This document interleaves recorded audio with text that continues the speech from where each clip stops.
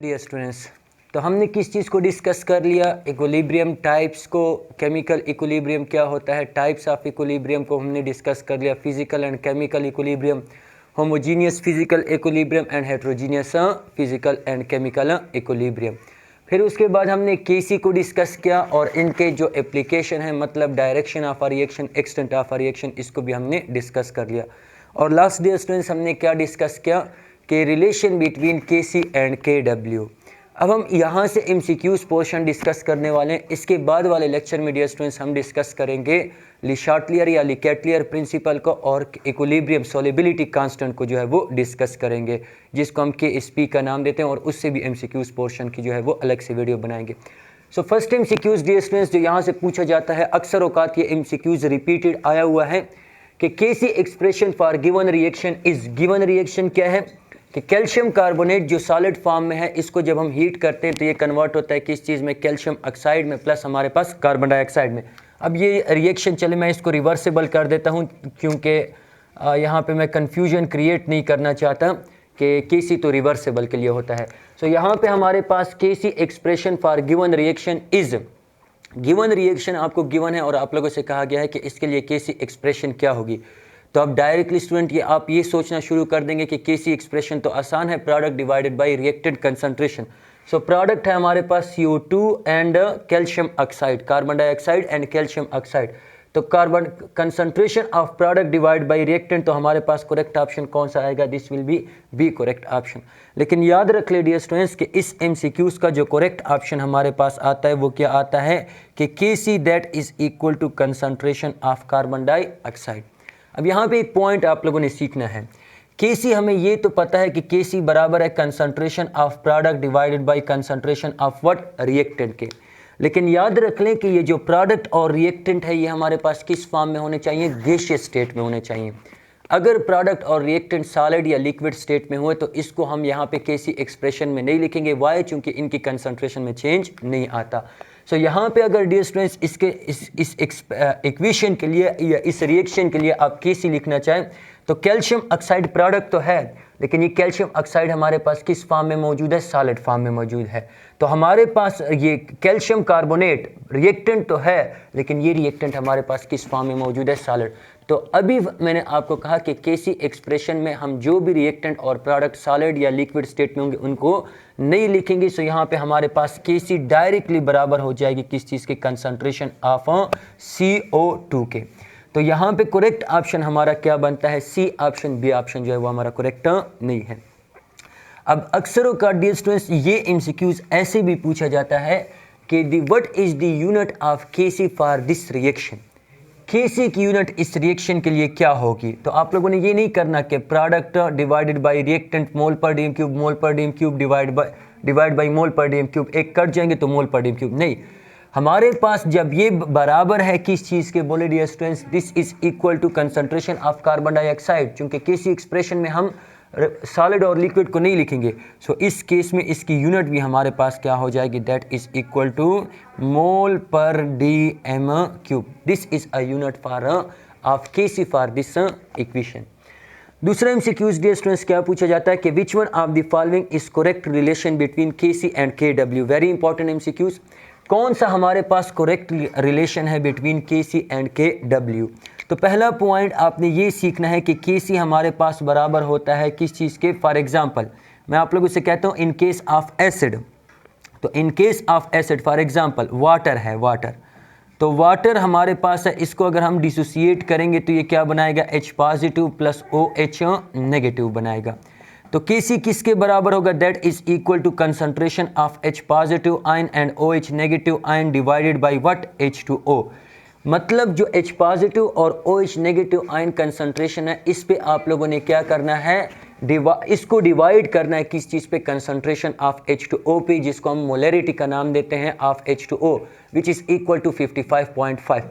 तो इसका मतलब क्या हुआ कि कंसंट्रेशन ऑफ H पॉजिटिव और OH नेगेटिव को आप लोगों ने डिवाइड करना है 55.5 के। जबकि डियर स्टूडेंट्स अगर हम इसको यहाँ पे ले आए तो ये किस चीज़ के बराबर हो जाएगा? KW के। तो KW is equal to H positive और यहाँ पे हमारे पास क्या है? OH negative. तो अगर आप खुद देखिए यहाँ पे इस टर्म को हम डिवाइड कर रहे हैं मोलरिटी ऑफ वाटर पे, तो ऑटोमेटिकली वैल्यू कुछ ना कुछ क्या आएगी, कम। लेकिन यहाँ पे हम किसी भी चीज़ पे डिवाइड नहीं कर रहे हैं। सो इसका मतलब क्या हुआ कि KW is greater than what, बोले dear students, KW is greater than what, KC। क्यों? क्योंकि KC में भी H पॉजिटिव और OH नेगेटिव आयन कंसंट्रेशन है, KW में भी H पॉजिटिव और OH नेगेटिव आयन कंसंट्रेशन है।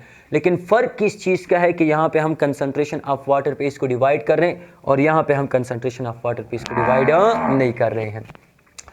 तीसरा डियर स्टूडेंट्स हमारे पास क्या आता है MCQs कि the unit of KC for given reaction is, आप लोग के पास एक गिवन रिएक्शन है जिसमें PCl3 और Cl2 रिएक्ट कर रहे हैं, क्या बना रहे हैं, PCl5 बना रहे हैं। रिएक्टेंट भी गैसियस स्टेट में, प्रोडक्ट भी गैसियस स्टेट में है। तो यूनिट मांगी जा रही है KC की, तो A ऑप्शन मोल पर DM क्यूब, B ऑप्शन मोल inverse DM cube, C option mole square DM की power -6, D option mole inverse का स्क्वायर DM की पावर 6। तो अब यहाँ पे डियर स्टूडेंट्स आप लोगों ने इस ट्रिक को सीख लेना है कि जब भी KC एक्सप्रेस यूनिट आप लोगों ने फाइंड करनी है तो उसके लिए ये नहीं करना कि product divide by reactant, reactant के प्रोडक्ट के नंबर ऑफ मोल लिखे, रिएक्टेंट के नंबर ऑफ मोल लिखे, डिवाइड कर ले, तो ये बहुत ज़्यादा टाइम ले रहा है। सिंपल आप लोगों ने डियर स्टूडेंट्स क्या करना है कि KC की यूनिट हमारे पास बराबर होगी मोल पर DM क्यूब, इसके ऊपर आप लोगों ने क्या लिख लेना है, डेल्टा N। यानी KC यूनिट को हम फाइंड करने के लिए क्या लिखेंगे, मोल पर DM क्यूब की पावर डेल्टा N।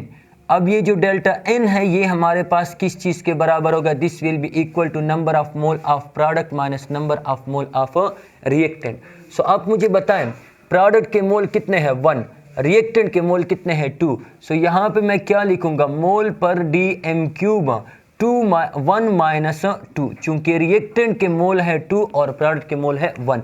सो इससे हमारे पास क्या आ जाएगा, मोल पर DM क्यूब की पावर यहाँ पे क्या आ जाएगी -1, which is again equal to mole inverse DM की पावर क्या आ जाएगी, 3 आ जाएगी।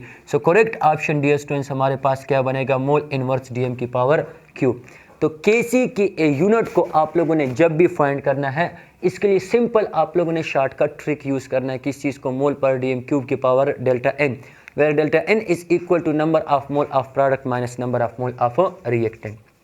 अच्छा dear students, KC depend upon, तो अब यहाँ पे डायरेक्टली बहुत सारे स्टूडेंट टेम्परेचर को लगा लेंगे।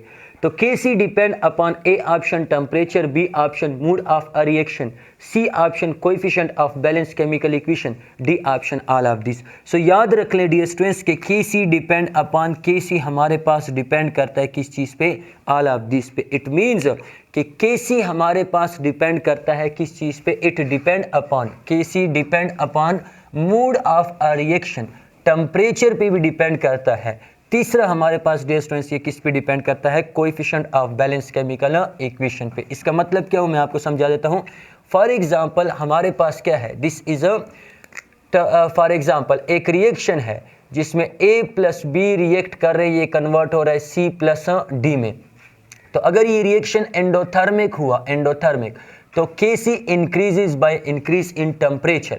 लेकिन अगर ये रिएक्शन हमारे पास क्या हुआ, एक्सोथर्मिक हुआ, तो KC decreases by increase in temperature. तो मैं क्या लिख सकता हूँ कि KC is directly proportional to temperature when reaction is dear students what, endothermic reaction. जब रिएक्शन हमारे पास क्या होगा, एंडोथर्मिक होगा, तो KC डायरेक्टली प्रोपोर्शनल होगा टेम्परेचर के। लेकिन KC is inversely proportional to temperature when reaction is what, बोले dear students, this is exothermic reaction. तो टेम्परेचर पे तो डिपेंड करता है। दूसरा factor dear students, mode of a reaction पे। फॉर एग्जांपल एक रिएक्शन है H2 प्लस हमारे पास I2, ये कन्वर्ट होता है किस चीज़ में, 2HI में। अगर इस रिएक्शन के लिए मैं KC लिखूं तो KC हमारे पास बराबर होगी HI की power product concentration divided by हमारे पास reactant concentration I2। For example product और रिएक्टेंट की कंसंट्रेशन हमें नॉन नहीं है, तो इससे एक वैल्यू आ जाती है जिसको जनरली हम किस चीज़ का नाम देते हैं, this value is equal to KC। यहाँ पे ये वैल्यू किस चीज़ के बराबर आ रही है, KC के जो है वो बराबर आ रही है। अब अगर मैं क्या करूँ डियर स्टूडेंट्स, अगर मैं इस रिएक्शन का मूड चेंज करूँ, मतलब रिएक्टेंट को बना लूँ प्रोडक्ट और प्रोडक्ट को बना लूँ रिएक्टेंट, HI हमारे पास 2HI कन्वर्ट हो रहा है किस चीज़ में, H2 प्लस I2 में, ये सब गैसियस फॉर्म में है। तो इस केस में अब KC किस चीज़ के बराबर हो जाएगी, that is equal to concentration of H2 into concentration of I2 divided by concentration of HI की पावर 2। जो मोल होंगे इसको आप लोगों ने क्या करना है, एक्सपोनेंट में, coefficient will move toward exponent. तो यहाँ पे अगर डियर स्टूडेंट्स आप लोग देखें, यहाँ पे स्क्वायर है, यहाँ पे जो नॉमिनेटर है वो क्या है, डिनोमिनेटर, और यहाँ पे जो डिनोमिनेटर है वो क्या है, नॉमिनेटर। सो इट मीन्स कि अगर ये k के बराबर है तो ये हमारे पास 1 और k के जो है वो बराबर होगा। क्यों? क्योंकि nominator become denominator and denominator become a nominator. अब बोथ a एंड b का ऑप्शन नहीं है तो इट मीन्स कि ये coefficient of balance chemical equation पे भी क्या करता है, डिपेंड करता है। यानी अगर मैं ये कोएफिशिएंट चेंज करूंगा मोल तो हमारे पास Kc की वैल्यू भी क्या होगी, चेंज होगी। नेक्स्ट MCQ है डियर स्टूडेंट्स कि CaCO3 calcium carbonate is converted into calcium oxide plus carbon dioxide.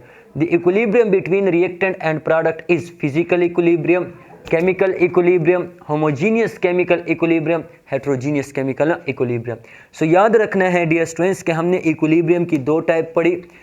Physical equilibrium when equilibrium exist between two same chemical substances, and physical equilibrium when equilibrium exists between two same chemical substances, and chemical equilibrium when equilibrium exists between two different chemical substances.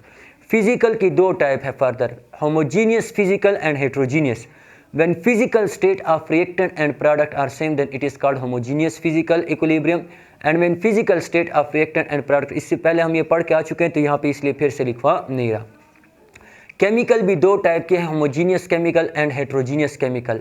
When physical state of reactant and product is same then it is called a homogeneous chemical equilibrium. Reactant और product different होंगे, लेकिन अगर state same है तो homogeneous, अगर state different है तो heterogeneous. सो पहला पॉइंट, रिएक्टेंट और प्रोडक्ट क्या है, different. So it is a type of chemical equilibrium. Chemical equilibrium में रिएक्टेंट और प्रोडक्ट का जो स्टेट है वो भी क्या है, different. So it means this is a type of heterogeneous chemical equilibrium. So correct option dear students हमारे पास यहाँ पे क्या आएगा, डी आएगा। अगर रिएक्टेंट और product same, physical equilibrium, state same, homogeneous physical equilibrium, state different, heterogeneous physical equilibrium. Reactant और product different, chemical equilibrium.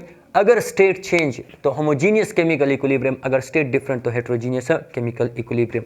Precipitation reaction is a type of, चूंकि नीचे शायद नजर ना आ रहा हो इसलिए मैंने इसको यहाँ पे छोड़ दिया। ए ऑप्शन हमारे पास फॉर एग्जांपल क्या है, reversible reaction, reversible reaction. B option हमारे पास क्या है, इरिवर्सिबल रिएक्शन। सी ऑप्शन क्या है हमारे पास, बोथ ए एंड बी। और डी ऑप्शन हमारे पास डियर स्टूडेंट्स क्या है, this is none. So precipitation reaction is a type of, precipitation reaction हमारे पास टाइप होता है किस चीज़ का, इरिवर्सिबल रिएक्शन का। कुछ रिएक्शन को आप लोगों ने याद रखना है कि कौन से रिवर्सिबल होते हैं और कौन से इरिवर्सिबल होते हैं। Neutralisation reaction is a type of irreversible reaction. यहाँ पे मैं लिखवा देता हूँ न्यूट्रलाइजेशन। न्यूट्रलाइजेशन में स्ट्रांग एसिड और स्ट्रांग बेस आपस में रिएक्शन करते हैं। Precipitation reaction is a type of irreversible reaction का, प्रेसिपिटेशन। तीसरा, when unreacted product is form, unreactive product जब हमारे पास बनेंगे तो ये रिएक्शन भी हमारे पास किस चीज़ का होगा, इरिवर्सिबल रिएक्शन का जो है वो होगा। सो इन पॉइंट को आप लोगों ने याद रखना है कि कौन सा रिएक्शन हमारे पास है, combustion reaction is, combustion reaction हमारे पास क्या है, दिस इज इरिवर्सिबल रिएक्शन। क्यों?